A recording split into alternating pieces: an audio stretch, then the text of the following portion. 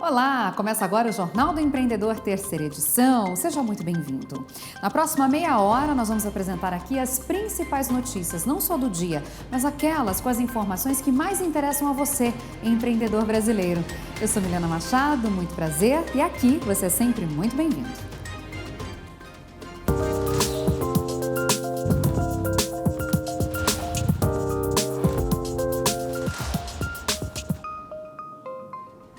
O governo anuncia 13 medidas para ampliar o crédito e estimular as parcerias público-privadas. Empresas brasileiras buscam novos negócios na Hannover Messe, na Alemanha. Aumenta a produção e o consumo de cerveja artesanal no Brasil. Demanda que abre portas para a criatividade de novos empreendedores. Essas e outras notícias você acompanha a partir de agora no Jornal do Empreendedor, terceira edição.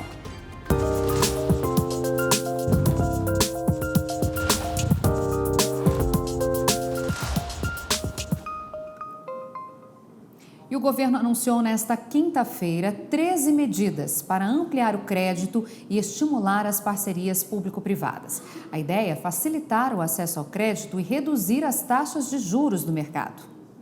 Essas medidas foram detalhadas pelo secretário do Tesouro, Rogério Seron. Ele informou que a meta é reduzir barreiras e ineficiências existentes no mercado de crédito, além de proteger investidores no mercado de capitais, de melhorar o funcionamento das instituições que dão suporte aos mercados, o mercado bancário e de capitais, e aprimorar o processo de utilização de garantias. Nos próximos dias, o governo deverá encaminhar ao Congresso projeto para simplificar o procedimento de emissão de debêntures e reduzir exigências burocráticas na concessão de crédito.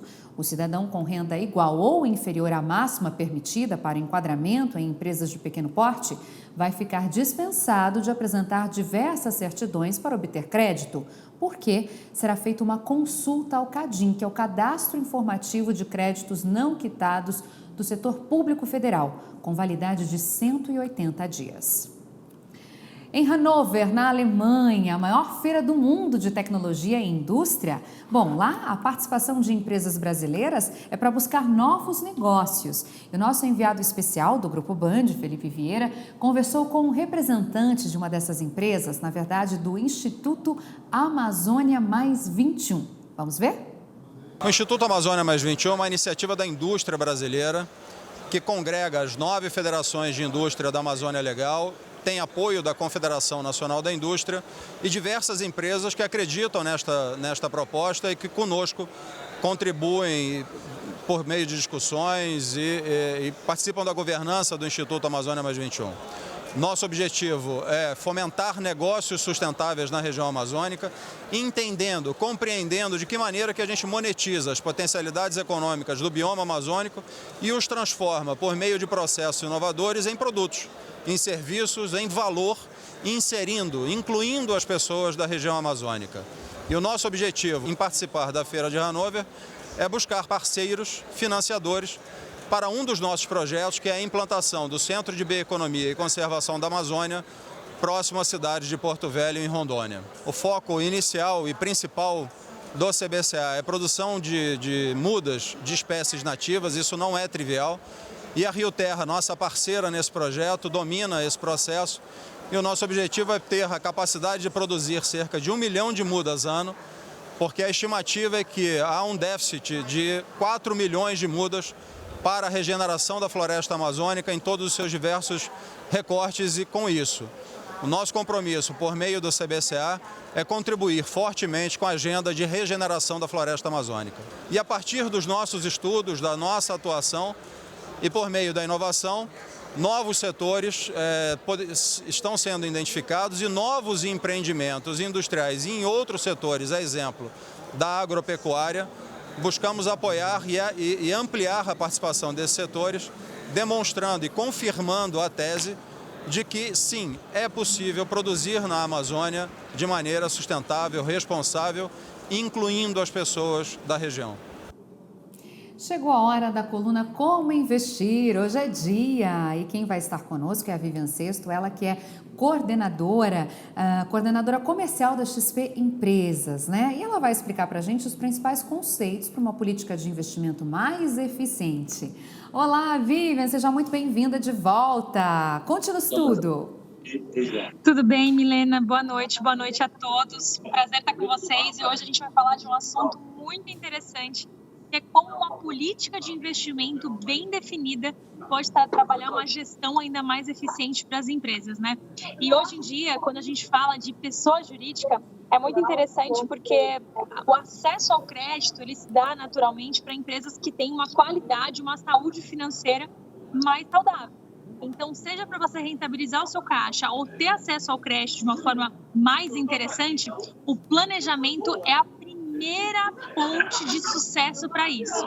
Pensando em como uma empresa pode trabalhar uma gestão mais eficiente, hoje a gente tem 3 grandes pilares para que uma empresa possa trazer isso na prática para o dia a dia, né, do empresário. A primeira etapa que a gente colocou, o ponto fundamental, é o planejamento, Milena. Então, hoje, quando a gente fala em planejamento financeiro, é a empresa entender o que é o caixa operacional, definir o que é o caixa mais escalonado, em cima desse caixa, definir ali qual que é a sazonalidade do seu negócio, ou seja, projeções em termos de receita e despesa e como que isso impacta, né, o dia a dia daquele negócio nos próximos meses, nas próximas semanas. Adicionalmente a isso, ao planejamento, a segunda etapa seria trabalhar o escalonamento de liquidez. O escalonamento de liquidez, ele traz para as empresas justamente a possibilidade de organizar a necessidade de utilização desse caixa no curto, médio e longo prazo. E, por fim, a terceira etapa é a definição estratégica para tentar trazer a maior rentabilidade para o caixa, seja o operacional ou o caixa de mais longo prazo. Ou seja, definir as soluções de investimento para trazer essa rentabilidade para o dia a dia da empresa. Ou seja, seguindo essas 3 etapas, Milena, trabalhar o planejamento, a alocação, né, de escalonar a liquidez do caixa da empresa e trazer essa definição estratégica de produtos rentáveis, é dessa forma que a gente define e auxilia as empresas a ter uma política de investimento ativa, seja ela estática, né, onde a empresa define essa política por 6 meses ou até 1 ano, ou até trabalhar essa política de investimento de forma dinâmica, dado que o mercado ele é dinâmico, ele é sazonal, e por isso, hoje, a estrutura XP Empresas trabalha todo esse suporte para que a pessoa jurídica busque ao máximo eficiência do seu caixa e do seu negócio. Muito bem. Obrigada, Vivian, pela participação, viu? Tava com saudade de você. Volte sempre. Voltarei. Obrigada, Milena. Bom fim de semana, bom feriado. Bom, chegou a hora do nosso intervalo e a seguir você vai saber quais são as novidades das cervejas artesanais. Que delícia, né? Hoje é um quintô, né? Não tem aquela força de sextou? Ah, tem sim, amanhã é feriado. Ah, já todo mundo em ritmo de folga. Gostoso saber da cervejinha. Quem sabe você pode incrementar o seu negócio ou pelo menos se divertir, né? Jornal do Empreendedor, terceira edição, volta já, te espero.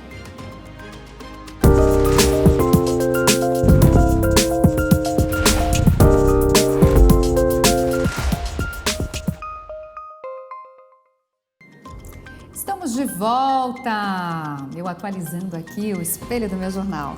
É o seguinte, esse é o Jornal do Empreendedor, essa é a terceira edição, tem edição pela manhã também, no meio do dia.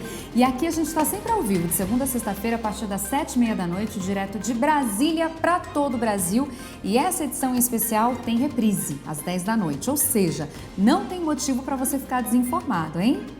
Olha, chegou a hora da gente fazer a nossa entrevista com o empreendedor do dia e o assunto é o seguinte, a gente nunca falou disso aqui no Telejornal, olha que legal, um assunto inédito, a gente vai falar de música, empreender culturalmente na música. Quem é que não gosta, né, de uma boa música?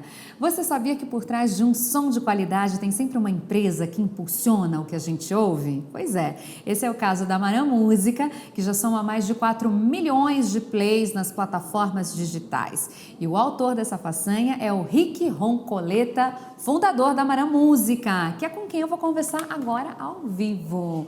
Oi, Rick, seja muito bem-vindo. Oi, Rick, cadê você? Seja muito bem-vindo. De onde você fala ao vivo com a gente? Boa noite, um prazer falar com vocês, todo mundo que está assistindo o Jornal do Empreendedor. Eu falo de Jundiaí, São Paulo. Ah, que delícia! Rick, me conta, você é músico também? Sim, toda essa história que eu vou contar começou lá atrás, em 2005, 2006, quando eu comecei como músico com meus projetos, né, que ainda existem até hoje. Eu tenho uma banda chamada NDK. Comecei lá atrás, em 2005, 2006, e foi nessa trajetória da estrada e da carreira musical que eu fui adquirindo bagagem e conhecimento para chegar na história da Amarã Música. Entendi. Aí, na época, como música, NDK é sua banda, é isso? NDK. Isso, exato. Aí, como músico, você sentiu necessidade de alguma coisa. O que era essa coisa que se fazia tão necessário, que acabou sendo um motivador para você se tornar empreendedor da música? Legal. A música, ao mesmo tempo que ela é uma empresa, ela é emoção e sentimento. Então, a gente pode pensar numa empresa que trabalha com música como uma empresa convencional, mas a gente tem que também lembrar que ela não tem uma fórmula ou uma regra exata para acontecer, como alguns outros tipos de empreendimento podem ter. Porque ela depende muito também da qualidade do artista, da comunicação que esse artista vai ter com o seu público, do entendimento que ele vai ter. Então, conforme eu fui vivendo e aprendendo tudo isso, o NDK, que é meu projeto, fez muita coisa. A gente conseguiu tocar o Brasil todo, tinha uma base de fãs legal espalhada pelo país. Mas a gente nunca atingiu o mainstream, aquele topo. Mas eu consegui observar muitas coisas, aprender muitas coisas. E tive nessa trajetória algumas pessoas que me incentivaram muito. Falaram, vá pra cima, acredite, você é um cara que se comunica bem, que tem uma relação legal com esse meio. Eu fui acreditando nisso. E acho que essa necessidade de entender mais esse mercado, de conseguir se comunicar com esse mercado, entender a melhor forma de fazer as coisas acontecerem, de encurtar alguns caminhos para os artistas. Foi tudo isso que me incentivou a Amarã Música.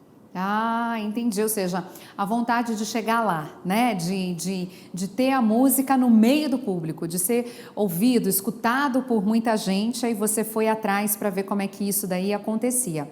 Atualmente, a Amarã, ela faz exatamente o que com os artistas? Me conta. Sim, a Amarã é uma empresa de marketing musical e de relações públicas no universo da música. Então, todas as necessidades que um artista pode ter falando de marketing do seu lançamento musical, a gente está por trás disso. Então, a gente tem hoje aqui uma assessoria de imprensa, uma assessoria de rádio, uma assessoria para TV. A gente tem um selo que faz lançamentos dos artistas digitalmente nas plataformas de música. Enfim, a gente foi construindo, a gente tem um braço de booking, que são a venda de shows. Alguns braços que a gente foi desenvolvendo para conseguir atender os artistas e fazer com que a canção dele chegue o mais longe possível. Tem artistas que, você falou, né, de fazer a música ser ouvida e tal, são artistas e artistas. Óbvio que a gente quer sempre ser muito ouvido, né? O máximo, porque a nossa música, a gente quer que isso chegue para as pessoas. Mas tem artistas e artistas, alguns nichos que têm um público menor, mas bem representativo, outros mais populares. A gente vai aprendendo também com isso. Entendi. Ô Rick, eu tenho uma informação aqui de que o Brasil é o 11º maior mercado fonográfico do mundo, né? O que isso quer dizer, né? A gente é tão grandioso assim porque em volume de artistas, volume de criação de músicas no topo do sucesso, faturamento. O que significa a gente estar entre os maiores mercados fonográficos do mundo? Eu acredito muito no Brasil, tanto que o slogan Amarã Música, Amarã, como está aqui na tela, é o ato de resolver, é uma palavra indígena. Eu confio muito no talento do brasileiro, no talento do Brasil, na musicalidade. Então, por isso, minha empresa ela vem em cima disso. Sempre confiei muito. Adoro referências de fora e de coisas que a gente pode ver no universo da música por lá, mas confio muito no brasileiro. E acho que isso reflete, né? O que você falou reflete isso. Temos músicos talentosíssimos, versáteis, que estão em diferentes camadas da música, desde as mais populares até as mais alternativas ou nichadas. E é muito bom ver o universo da música grande no Brasil, empresas como a Amarã, relativamente novas, numa crescente muito legal acontecendo, empresas que já são consolidadas, só continuando surfando a onda. Então, eu fico muito feliz. O que você observa da sua jornada empreendedora, né? Desde quando você fundou a Amarã? Isso foi em 2018, certo? Perfeito. De lá para cá, Você observa esse crescimento do mercado brasileiro, da música brasileira, se não no mundo, mas aqui internamente? Eu sei que a gente passou por períodos de isolamento forçado, a pandemia foi um desafio para todo mundo, né? Mas segundo dados que a gente tem aqui da indústria, da Federação Internacional, na verdade, Federação Internacional da Indústria Fonográfica, o mercado da música brasileira, só a música brasileira, já passou de 2 bilhões de faturamento em 2021, crescimento de 32% ao ano. Você e os artistas que você representa, vocês perceberam esse crescimento no volume de, vamos dizer assim, na quantidade de downloads, na quantidade de shows marcados? Eu acho que na pandemia foi um dos setores mais afetados, se não o mais afetado. A gente passou por anos sombrios, vivendo à base de lives e de compromissos online, e não que isso seja ruim, mas o artista ele tem uma necessidade de troca com o público, de apresentar suas novas obras, de entender, de se relacionar. Então isso foi muito ruim. Eu acho que na volta pós-pandemia, sim, eu acredito que o mercado cresceu, a gente tem sentido isso. Eu tenho artistas, por exemplo, aqui na Marã, a gente atende, por exemplo, uma banda chamada Far From Alaska, uma banda de Natal, uma banda de rock que circula o Brasil todo e está tocando assim numa frequência ótima. Que legal. Até acima da que estava acontecendo antes. Então sim, eu acho que isso está acontecendo, as pessoas querem consumir mais cultura, elas sentiram que isso é muito necessário para a vida delas, né? Então acho que agora é um momento de aproveitar depois da tempestade a bonança, né? Justo. Muito bem. Rick, eu adorei as imagens aí das bandas que você representa, que você trabalha, tem clipes bem feitos. Qual que é a sua função dentro do grupo musical que você é parte, NDK, né? O que você faz nele? Sim, no NDK eu sou vocalista, é uma banda que já tem uma trajetória aí de 14 anos. Nosso último álbum foi indicado ao Grammy Latino recentemente, agora pós-pandemia. Que legal! Foi muito, muito, muito legal. Um álbum que tem assim, participações de grandes artistas da música nacional e até internacional, de uma banda uruguaia chamada 4 Pesos de Propina. Um álbum que circulou muito. E depois eu até posso contar um dia para vocês, vai ser um prazer. Sim, olha, eu adorei falar com você, acho que você se expressa muito bem. Essa questão do empreender com música, empreender culturalmente, a gente aborda pouco ainda aqui no canal Empreender, então eu vou te indicar para os programas da casa, para você contar com mais detalhes. Eu tenho certeza que você vai inspirar muita gente, encorajar e principalmente instruir, orientar muita gente que está querendo crescer na música ou trabalhar com isso. Mas eu não vou te deixar embora então, já que você é o vocalista, acredito que você vai ficar bem à vontade com essa missão que eu vou te passar. Canta um pouquinho pra gente conhecer seu trabalho e poder, né, desfrutar, curtir um pouquinho do seu talento musical. Uns 10 segundinhos aí, que tal? Fui pego de surpresa, mas vou fazer uma rima aqui pra vocês de uma música que é muito significativa pro NDK, chamada Missão, que a gente lançou junto com o Medula, uma banda que inclusive hoje eu atendo também aqui na Marã, que fala assim: essa é minha vida e não a sua, tira o olho daqui, volta pra rua, no passo a passo que levo eu vejo sempre quem é quem, um vai, outro vem, outros vêm, união coletiva, pensamento distante, coerência à vista, pensamento distante, eu arrisco todo dia e vivo mais do que antes. E acho que é muito disso, sabe? É isso! É de arriscar e se jogar e deixar as coisas fluírem. É isso. Já virou o hino do empreendedor. Já classifiquei esse trechinho já. É por aí. Legal. Prazer. Você é muito simpático. Um beijo, viu? Um beijo no John também, tá? Fica com Deus. Obrigado você e toda a equipe aí. Até a próxima. Até. Tchau, tchau. Muito bem, gostoso falar de música, de arte, né? Vamos trazer mais esse assunto aqui. Agora a gente tem que mudar de assunto. É o seguinte: o turismo religioso é um setor muito importante para a economia, não é mesmo? Isso acontece em vários lugares do mundo. Eventos tradicionais como a Festa da Penha, a padroeira do estado do Espírito Santo, representa aí um momento não só de fé e devoção, mas também uma oportunidade para empreendedores locais fazerem bons negócios. E quem mostra tudo isso direitinho para a gente é a nossa repórter Camila Xavier. Foram cerca de 25 minutos de subida íngreme até o topo do Convento da Penha, localizado em Vila Velha, um dos pontos turísticos do Espírito Santo. O esforço compensa, pois a vista aqui de cima é linda e dá para ver a Grande Vitória toda. Nossa Senhora da Penha é a padroeira do estado e a Festa da Santa está entre os maiores e mais antigos eventos religiosos do Brasil. Romeiros e fiéis de várias partes do país passaram pelo Convento da Penha durante os 9 dias de celebração. A expectativa da organização da festa de receber 600 mil pessoas durante a romaria se confirmou. A Festa da Penha é a concretização da espiritualidade cristã dentro da devoção popular. A igreja, claro, é fortalecida pela Eucaristia, pela palavra, mas também pela devoção popular. E a Festa da Penha é uma explosão de devoção popular. Além disso, a Festa da Penha também consegue movimentar outros lugares além do convento e da igreja, que são os hotéis, os restaurantes, as lojas e todos os setores aí que acabam se movimentando de alguma forma ou de outra. Sempre também vem algum turista que participa da festa, que conhece o estado, que às vezes arrebenta o chinelo, tem que ir lá na lojinha comprar um chinelo novo, ou aquele que vem, compra um souvenir, uma imagem, uma camiseta, e que traz para o estado também um certo sustento econômico. Para o Frei Gabriel, há espiritualidade no ato de empreender. Eu vejo até espiritualidade nisso também, porque as pessoas precisam sobreviver e a fé pode ser também uma forma de empreender, uma forma de, com consciência, levar as pessoas à evangelização. Por isso, a Festa da Penha não é só um momento de espiritualidade e devoção, mas também um momento em que o empreendedor pode conseguir o pão de cada dia, que é o desejo de Deus, que ninguém passe fome também. Então, por isso, a Festa da Penha tem isso e muito mais para oferecer para o povo capixaba, que vive esse momento com muito entusiasmo e alegria. A tradicional Festa da Penha contribui para movimentar a economia aqui do Espírito Santo e o empreendedorismo local. Muitos enxergam como uma boa oportunidade para mostrar os seus produtos e oferecer os seus serviços. As freiras seguiram o conselho do Frei e aproveitaram a festa para vender cones de chocolate.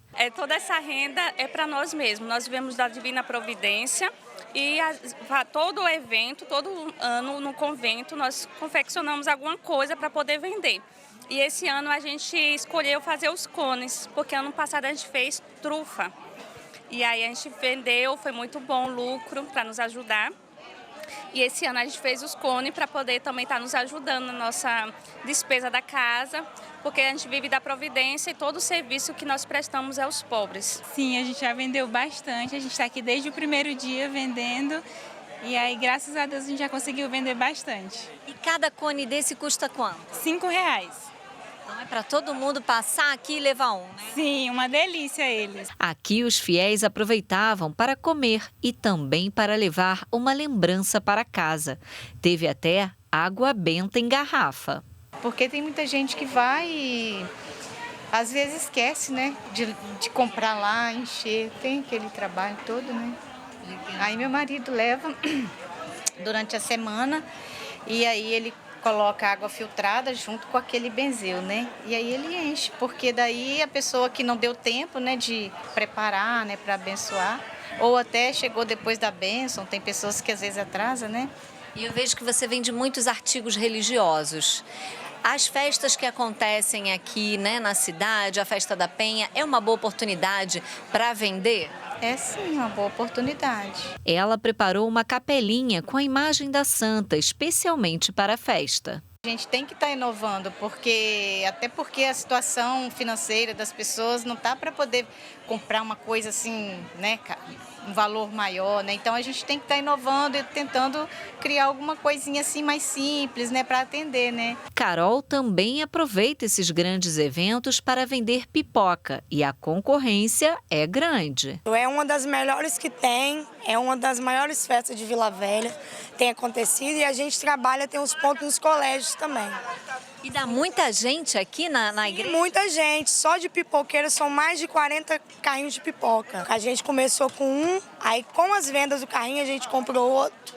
A gente pretende investir em outros, né? Porque a gente tinha muita vontade de colocar carrinho de churros, mas a gente tem mais jeito com pipoca, entendeu? Já é tão bem conhecido já. E é um bom empreendimento, né? Quem não gosta de pipoca? Sim, pipoca fresquinha, toda hora sai pipoca, a criançada adora. Da pipoca, nós fomos conhecer o moço da Maçã do Amor, como é conhecido por aqui. O doce é hoje a principal renda dele. Hoje eu sobrevivo só com a venda da maçã. Com ela eu consigo pagar meu aluguel, pagar minha internet e sobreviver praticamente sem passar perrengue. Setor de destaque no Espírito Santo, o turismo voltou a crescer após a pandemia da Covid-19. Segundo a Secretaria de Turismo, o último trimestre do ano passado apresentou um crescimento econômico de 25,5%, um avanço de 7% comparado ao mesmo período em 2021.